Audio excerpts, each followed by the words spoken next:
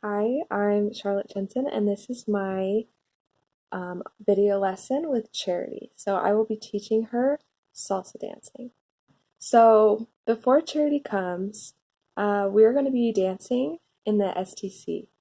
And before she comes, I want to create a physical arrangement and climate that's comfortable for her. So I'm going to move the chair so we have lots of space, and also to check the temperature of the room. And by checking the temperature of the room and making sure that it's comfortable for her, this will affect her hypothalamus, which this part of the brain regulates body temperature and thirst, hunger, and other homeostatic systems. So also this will tie into her Maslow's hierarchy of needs, which is a need first for physical belonging and then safety belonging. So Charity, she's 15. She's in the formal operational stage from Piaget's cognitive stage of development. And this means that she is now using more abstract thought and reasoning. And in Erik Erikson's psychosocial stages, she's in the stage of identity versus role confusion. So this means that she has a desire more to find out who she is and where she fits into the world and into society. So Charity, when she comes, she might have some trait and some state anxiety, which I hope that I can calm right away by introducing myself again. We've met briefly, but doing it again and making her feel comfortable, asking her a little bit about herself before we begin. So I'm hoping that the thalamus, a part of her brain, will hopefully help to keep her alert and focused during her lesson. And that her brainstem will also help with this because that connects the brain to the rest of her body. So the things that she takes in will help, the brainstem will help take it to the rest of the body so that she can learn how to dance. So before we start, we'll sit down and we'll just do like a little mini pre-lesson. So in the mini lesson, we'll talk about, I want to teach her about salsa dancing. The reason that I want to do a little mini lesson and actual dancing is because I want to teach her about it in a couple different ways. And by doing this, I'm incorporating Howard Gardner's theory of multiple intelligences. And this theory is that humans can learn in a variety of different ways and styles. So I want to show her a few different ways and styles that she can learn about salsa dancing. So this pre-lesson will be more of a use of the cognitive domain, which is the acquisition of mental skills and knowledge. Also, at this point, Charity may be using the white thinking hat from Edward de Bono's Six Thinking Hats. So the white hat is the one that just involves thinking and processing information.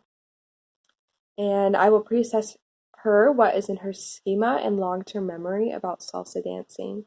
Also, I will be able to get a better idea of her self-concept and self-efficacy.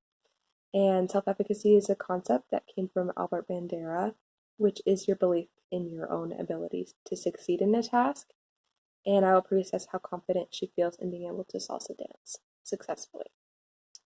So from this lesson, Charity will experience constructivism, which is a theory developed by Jerm Brenner, which is the act of constructing and creating new ideas based on previous knowledge gained.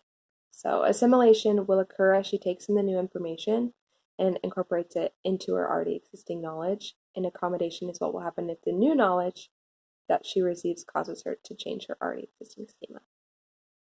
So during this pre-assessment, I will ask her, how much experience do you have with dancing? So she will be using her neocortex of her brain to think of a response and give an answer to me.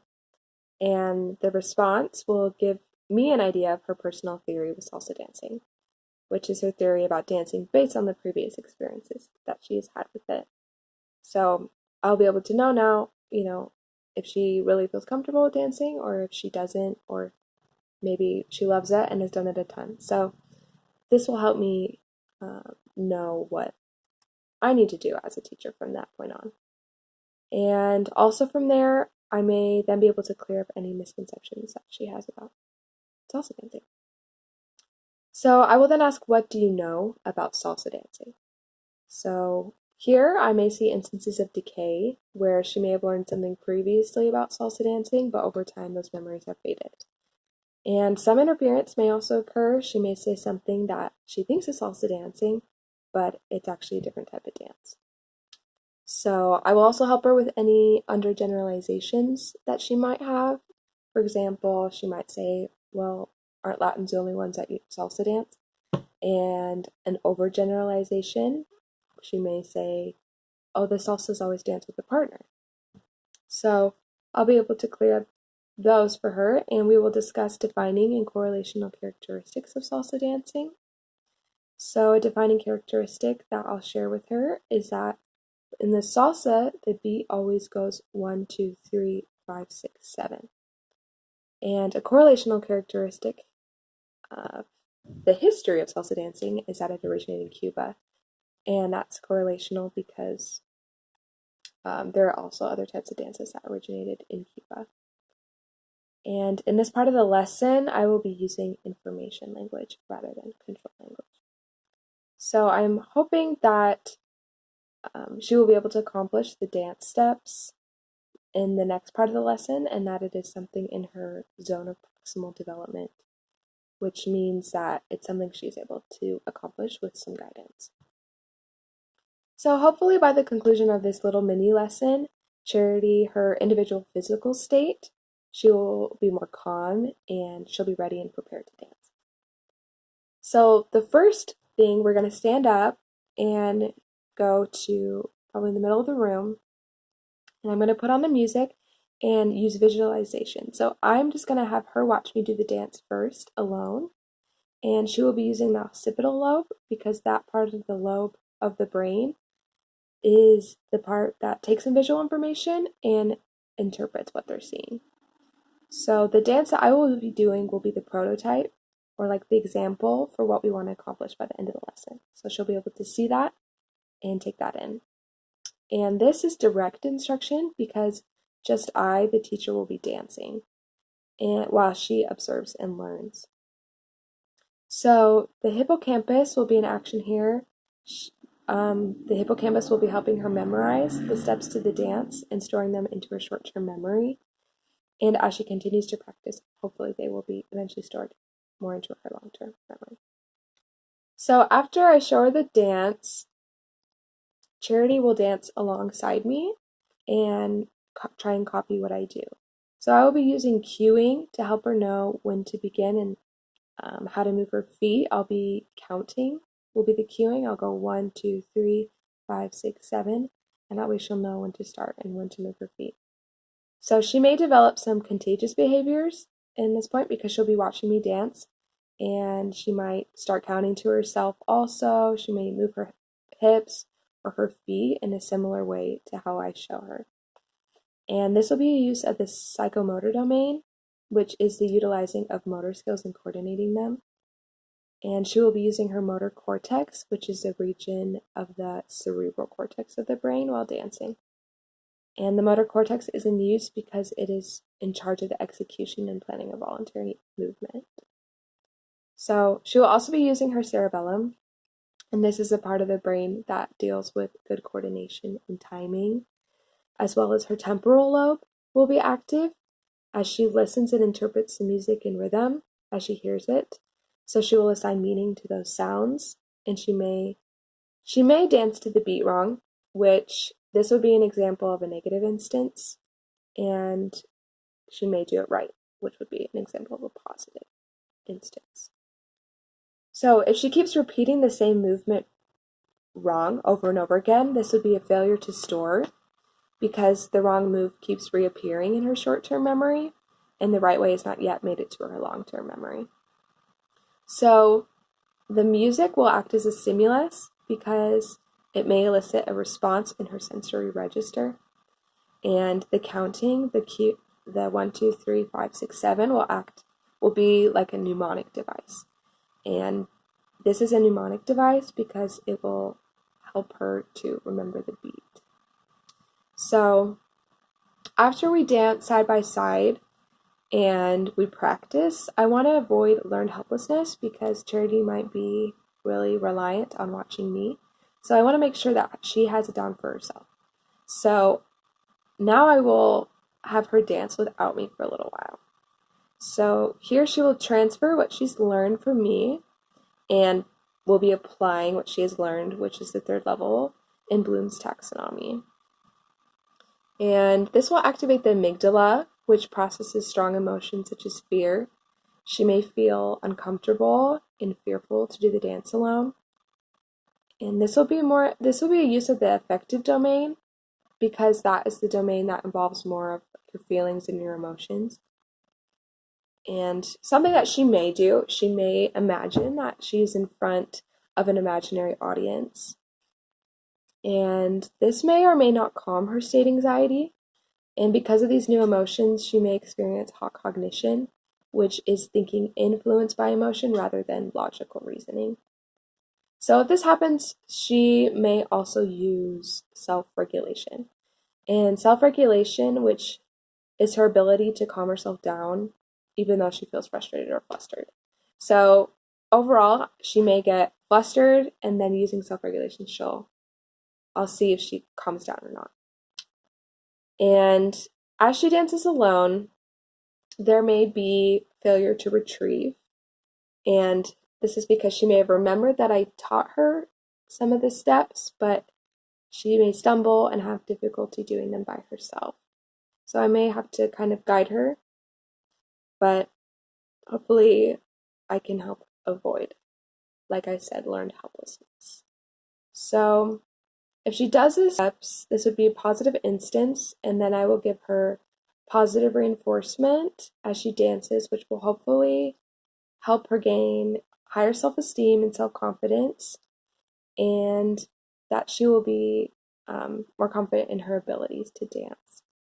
So although she'll be experiencing anxiety, I hope that the anxiety is facilitating rather than debilitating. Because if it's facilitating, that means that she has some, but it's just enough that it'll keep her motivated and wanting to succeed and push forward, rather than debilitating, which would shut her down and make her not want to try anymore. So she may experience some disequilibrium during this time because she's in a situation that is uncomfortable or dissatisfying to her. But as she continues to practice and get the moves down, I hope that she can switch into equilibrium and she'll feel more balanced and calm. So next in the lesson, after I see that Charity is getting more comfortable with the steps, I will show her a video of two people salsa dancing together. So this again is using visualization, and also it's expository instruction, the use of an expert to show Charity what we want to accomplish. So the next thing I want to do with Charity is to teach her how to salsa dance with a partner. So in this case, I'm going to be her partner, and so I will come into closer proximity to her as I help her learn how to do salsa with a partner. So this may also give her some state anxiety, as she may feel uncomfortable dancing with someone else, or maybe she's just not there with her confidence. But I hope that I can reduce her anxiety, and that hopefully by this time she's more familiar with me, and that can reduce her anxiety. So this will affect her parietal lobe of her brain, which deals with processing sensory information, such as touch. And as we dance together, this will be cooperative learning, because even though I have some more experience, we'll be working together to master the dance. So we will continue to dance together, and when I see that she's feeling more comfortable and getting the moves down, we'll be applying it with the music. I will conclude the lesson. And I hope that by the end of the lesson that Charity will have developed an intrinsic motivation rather than an extrinsic motivation to salsa dance, which means that, she'll want to dance because she genuinely likes it and wants to, rather than some external motivation, which would be like for a grade or to please somebody else. So also her brain's plasticity will be in effect, because the plasticity is the ability for the brain to change over time. And now she'll have all this new information about salsa dancing that she can apply throughout her life now. And then at the conclusion of the lesson, I'll just ask her how she felt about it, and I will encourage her to continue to practice salsa dancing, teaching her friends about it, and give her maybe some access to like a salsa dancing playlist and that she can listen to and practice at home. And I want to have her practice outside, to continue practicing to avoid decay and extinction, which extinction would be eventually, she won't even remember how to salsa dance because she just never practiced it. And also, the next time she hears salsa music, I hope that she'll be classically conditioned to want to salsa dance, or she'll start counting to the beat. So that will conclude my lesson with Charity, and I'm excited to see her and to do it.